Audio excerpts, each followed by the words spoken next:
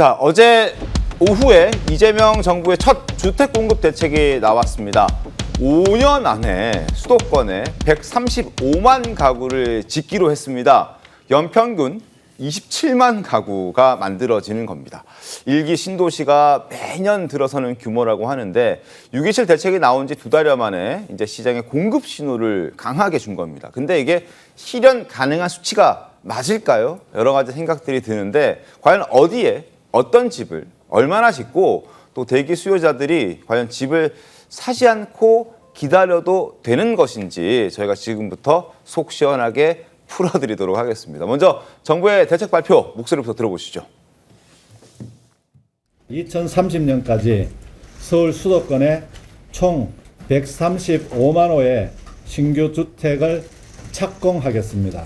과거같이 단순 인허가 기준이 아니라 실제 입주로 이어질 수 있는 착공 물량을 기준으로 관리해서 반드시 실행되도록 하겠습니다. 수도권 주택 부족을 근본적으로 개선할 수 있는 특단의 공급 조치를 마련하였습니다. 자, 2030년까지 5년 남았습니다. 이제 5년도 아니죠. 사실상 4년 남았는데 해마다 27만 호를 지어서 서울과 수도권에 135만 가구를 공급하겠다는 겁니다. 그야말로 특단의 공급 조치가 나왔었는데 이게 이인철 소장님 가능한 수치입니까? 솔직히 어떻습니까? 5년간 135만 호를 수도권에 짓겠다라고 수도권에 하는데요. 짓겠다. 서울에 있는 아파트 가구 수가 148만 가구입니다. 아, 지금 현재 148만 가구입니까? 네. 그럼 서울을 하나 더 만들겠다는 뜻이네요. 5년 이내 서울을 하나 더 만들고 매년 이제 신도시 하나 네. 27만 호씩 5년간 매년 만들겠다라는 얘기인데요.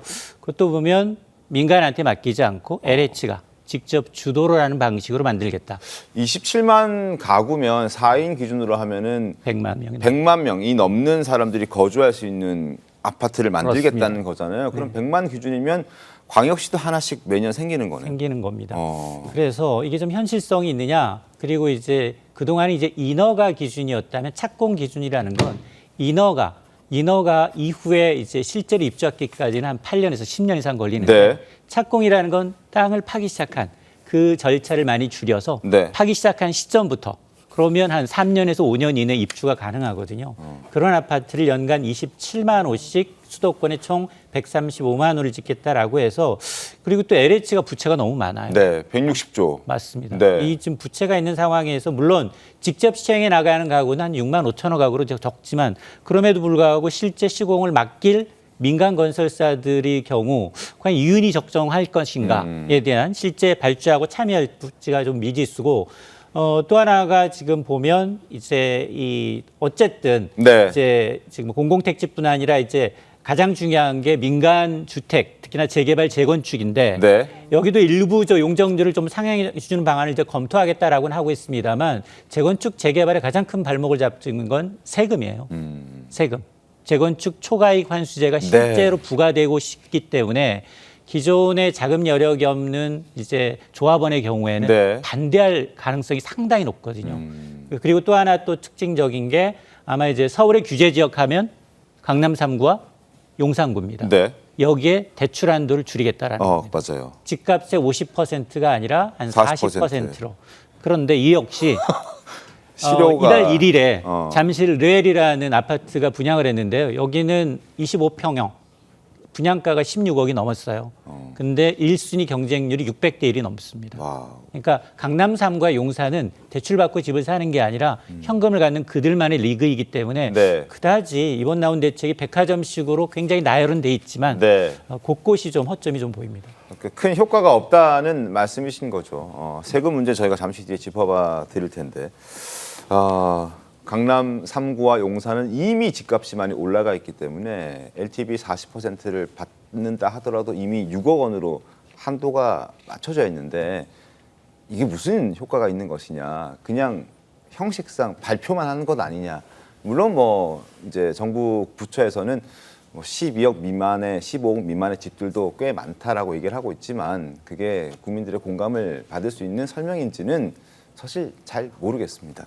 자, 어쨌든 어제 자신 있게 공급 대책을 발표했던 김윤덕 국토부 장관, 지난 인사청문회 때는 여러 가지 부동산 현안이나 공급 대책과 관련해서는 좀 잘 모르는 모습을 보여줬었거든요. 그때부터 잠깐 보시죠. 강남과 마용성에서 신규 아파트 30평형대의 평균적인 가격을 아십니까? 가격은 구체적으로는 잘 모르겠는데요. 30평형대의 평균 20억이 넘습니다. 정부 정책기금에서 서울에 배정되는 게 몇 %인 줄 아십니까? 서울에 배정되는 비중은 정확히는 모르겠는데요. 237조 원 중에 서울 시민이 대출 등으로 혜택을 볼 수 있는 게 4.2%, 10조밖에 안 돼요. 실수요자들은 또 정부 대책도 대출을 못하게 하면 어디 가서 맞춤형 주택을 공급하시겠다는 겁니까? 후보자님, 이 정도는 좀 네. 알고 오셨으면 합니다. 네. 그러면 네. 그 공급 대책에는 서울 아파트 공급 대책이 얼마나 포함되어 있습니까? 네. 얼마 호수를 물어보시나요? 네, 잘 모르는 모습들이 물론 그때는 몰랐으나 이제 국토부 장관이 되고 난 다음에 열심히 공부해서 알 수도 있습니다. 그러나 지금 135만 호 5년 동안 서울시 하나를 만들겠다. 그리고 1년에 27만 호 인구 100만이 들어가 살 수 있는 어떤 아파트를 공급하겠다라는 그 대책.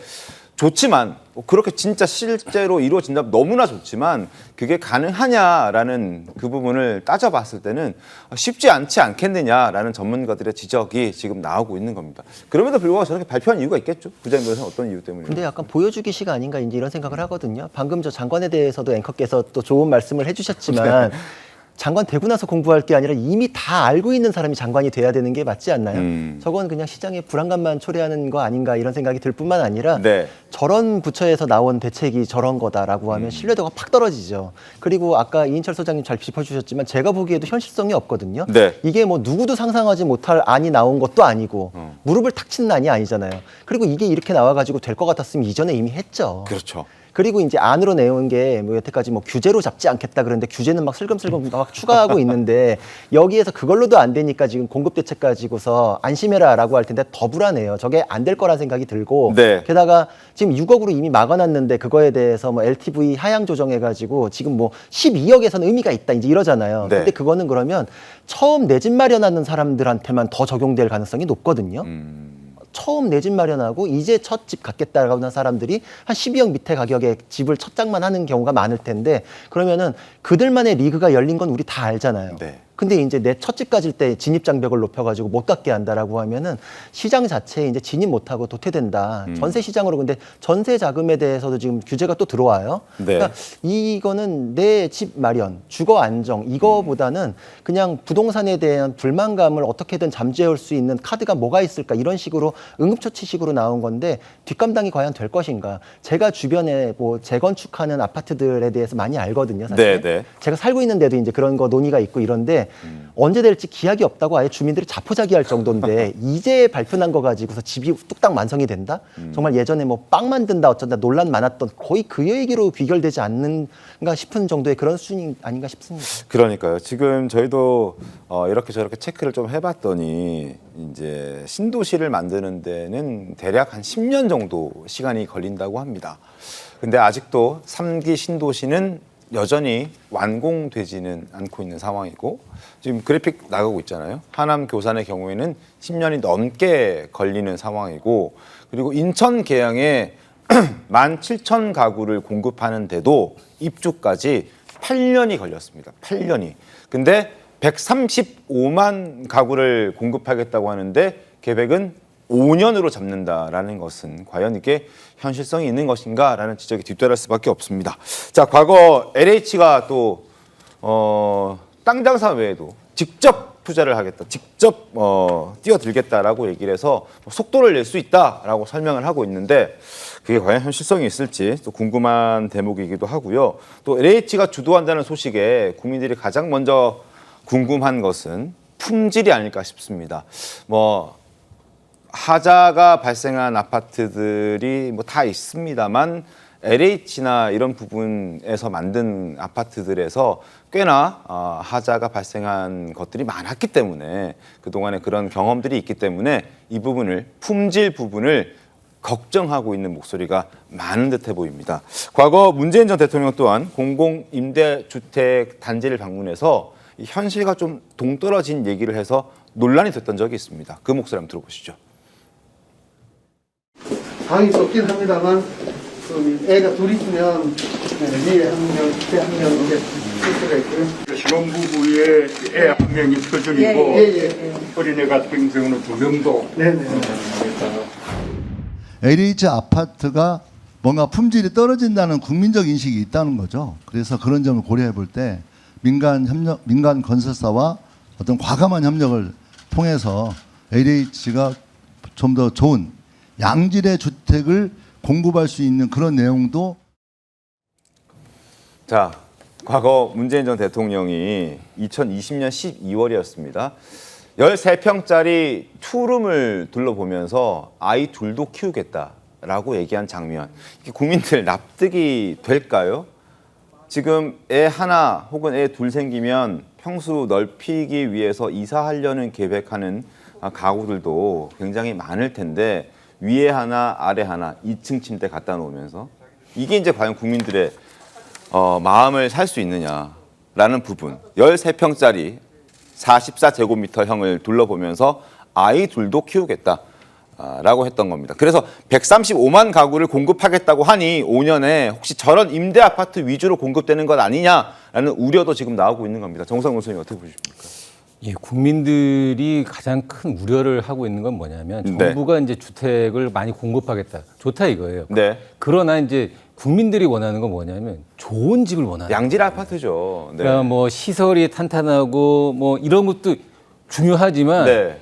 내가 사는 집이지만 내가 나중에 또 팔아야 될 집이고 투자를 해야 될 집이다. 이런 두 가지 어떻게 보면 약간 모순된 감정을 갖고 있는 거란 말이에요. 네. 근데 이제 LH가 이번 주택 공급을 투자를 하게 될 경우 국민들이 갖고 있는 감정은 뭐냐면 LH도 능력 없는 거 아니야? 왜냐하면 과거에도 LH 직원들이 이 개발 정보를 미리 취득을 해서 자기들끼리 이득을 보고 현재 LH가 또 지은 집들이 뭐 못 지었다 잘 지었다의 문제가 아니고 이 공공이라는 말이 아파트에 붙는 순간 값어치는 그냥 정체하거나 떨어지는 게 어떻게 보면 저희들이 말하기 불편한 또 사실이기도 하거든요. 근데 맞습니다. 저는 그렇게 봤습니다. 이번에 국토부 장관이야 어차피 정치인이기 때문에 뭐 전문성을 기대할 수는 없지만 네. 국토부 1차관에 기용된 분이 대학에서 이제 그 교수를 하셨던 분이시고 이분이 성남 시절, 경기도 시절부터 공공 중심의 어떤 그 공급 아파트 주택을 이재명 대통령과 함께 해왔던 분이고 공공이 개발을 해서 생기는 이익금을 이제 이 받아가지고 다시 이제 환수를 하는 이런 거를 전문으로 했던 분이 이제 국토부 1차관으로 네. 임명이 됐어요. 그래서 아마 그런 정책이 계속 이어질 것 같은데 이 사실 성남이나 네. 경기도 같은 경우에는 사실 이 국민들이 선호하는 입지에 있는 택지들이 많이 있기 때문에 저런 공공 중심의 개발들이 어느 정도 성공을 거뒀을 수가 있습니다. 근데 이게 전국으로 확대될 경우에는 네. LH 중심의 어떤 그 택지 공급이라는 것들이 민간 건설사에게 설계와 시공을 맡기고 민간의 브랜드까지 부여하겠다. 근데 LH가 이걸 주도하겠다. 저는 어떻게 하겠다는 건지 도저히 이해를 못 하겠어요. 이권 변호사님 어떻게 보셨습니까? 사실 LH가 만드는 이제 아파트에 대한 말씀하신 대로 그렇게 될 경우에 사실은 많은 분들이 또 선호하지 않는 또 이런 경향들이 보였잖아요. 그래서 네. 이번에 낸 것이 LH에서 주도하는 사업일지라도 이 민간 건설사가 참여할 때는 이 민간 건설사의 브랜드를 달게 해주겠다라는 네. 것이거든요. 그렇다라고 한다면 LH에서 주도하고 민간 건설사가 함께 참여하는 것이 이 민간 기업에게 이익이 되어야만 민간 건설사들이 함께하지 않겠습니까? 그렇죠. 네. 과연 이것이 이익이 되는 계획을 가지고 있는지가 중요한 것 같아요. 사실 민간 건설사가 뭐 설계를 한다든지 시공을 한다든지 그것은 이미 우리가 많이 보고 있는 아파트 브랜드이기 때문에 많은 국민들은 안심을 하고 저 정도의 건설사가 짓고 저 정도의 브랜드 인지도가 있는 아파트가 지어진다면 괜찮겠다라고 생각할 수 있습니다. 근데 네. 그런 아파트가 나오려면 정부에서 이야기하고 있는 이 민간 건설사가 함께 시공하는 이런 부분에 있어서 어느 정도의 이익을 이 민간 건설사에게 줄 것인지 이 부분이 굉장히 중요하고 세밀한 계획이 필요하다는 생각이 듭니다. 알겠습니다. 자, 어떤 아파트들이 과연 어디에 얼마만큼 그리고 지금 어제 발표한 정부의 약속대로 1년에 27만 가구씩 5년 동안 135만 가구가 과연 지어질지 시청자 여러분 어떻게 생각하십니까? 어쨌든 가장 큰 관심은 집을 사야 되냐 말아야 되냐. 그래서 저렇게 공급이 되니 우리는 집을 사지 말고 기다려야 할까? 아니면은 지금이라도 사야 할까? 뭐 이런 것 아닐까 싶습니다. 지금 이 신통방통을 보고 있는 시청자 여러분께서도 마찬가지 생각하실 텐데 그래서 어떡하라는 거야? 라는 질문에는 어떻게 해야 됩니까? 인천 소장님. 사실은 6.29 대책 나오고 지금 2달 열흘 정도 네. 걸렸거든요. 그래서 이제 97 대책이 나왔는데 97 대책의 핵심은 장기 공급 대책이에요. 그러니까 단기적으로 공급을 어떻게 늘리겠다가 좀 빠져 있어요. 두 번째가 뭐냐면 지금 대출 규제 나오면서 가장 걱정했던 게 매매에서 전세로 수요가 돌게 되면 네. 전세 시장이 불안할 텐데 전세 공급 대책도 빠져 있습니다. 또 하나가 지방은 지금 미분양이 속출하고 있거든요. 네네. 근데 미분양 해소 대책도 언급이 없어요.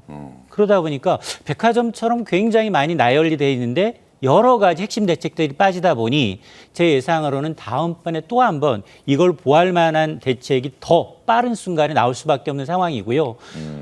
일단은 좀 지켜봐야 된다. 네. 정부가 어쨌든 규제를 통해서 지금 빚 내고 집 사기 좀 어려워요. 서울 시내 아파트 중위 가격이 14억 원. 가장 비싼 아파트에서 가장 저렴한 아파트의 중간 가격이 한 14억 정도 되거든요. 내가 정말로 40% 대출 받고 6억 원 대출 받고 살 수 있느냐를 먼저 따져봐야 되는 순간이고요. 네. 강남은 이거보다 더 낮아졌고요. 네. 자, 그러다 보니까 아마 이제 자기의 자본 여력을 조금씩 좀 축적한 다음에 정부가 공급 대책을 내오는 걸 보시면서 투자 타임을 좀 저울로 했으면 좋겠습니다. 김윤덕 장관도 집을 사야 될지 말아야 될지를 정확하게는 잘 모르는 것 같습니다. 조금 전에 이제 저희가 그래픽 한 번 더 보여주실까요? 그래픽을 보여드렸는데 한 타사에서 앵커가 그래서 집을 사요 말아요라고 물었는데 이렇게 대답했습니다. 일산 같은 신도시 하나를 매년 만드는 것이니까 나름의 자기 계획을 갖고 진행하면 충분히 가능하다. 무슨 말인지는 잘 모르겠습니다. 자, 어쨌든 알아서 잘 판단하라는 얘기겠죠.